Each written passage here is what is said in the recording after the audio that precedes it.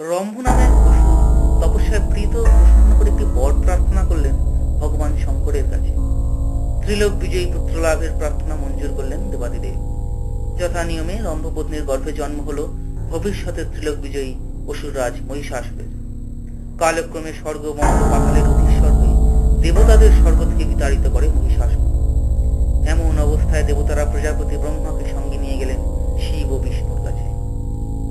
অনুপূর্বিক সমস্ত ঘটনার কথা শুনে বিষ্ণু বললেন, ব্রহ্মার বরে মহিষাসুর পুরুষ জাতীয় জীবের অবদ্ধ, তবে দেবতাদের দেশ থেকে যদি কোনো নারীর সৃষ্টি হয় তাহলে তিনিই মহিষাসুরকে বধ করতে সমর্থ হবেন।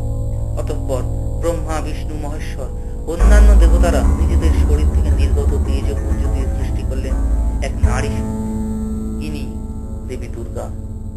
আশ্বিনের শারদ প্রাতে বেজে উঠেছে আলোকমঞ্জিত, ধরণীর বহিরাকাশে অন্তরিত মেঘমালা, প্রকৃতির অন্তরাকাশে জাগরিত জ্যোতির্ময়ী জগন্মাতার আগমন বার্তা, আনন্দময়ী মহামায়ার পদধ্বনি অসীম ছন্দে বেজে উঠে রূপলোক ও রসলোকে আনে নবভাব মাধুরীর সঞ্জীবন।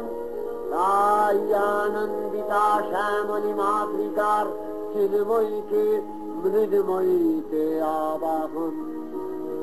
আজ চিৎশক্তি রূপিণী বিশ্বজননীর শারদশ্রী বিমণ্ডিতা প্রতিভা মন্দিরে মন্দিরে ধ্যান বোধিতা।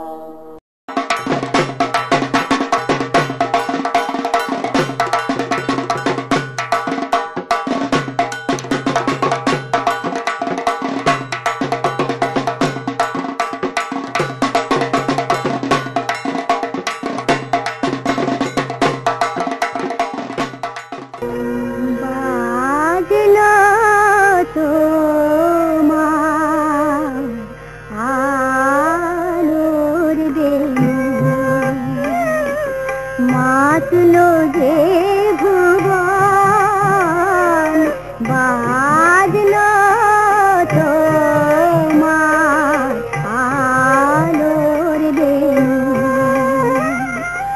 আজ প্রভাতে সে সুর শুনে ফুলে দিনু বাজলো বাজলো বাজলো তোমার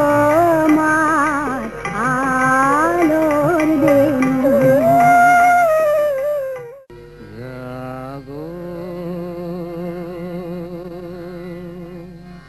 তুমি জাগো,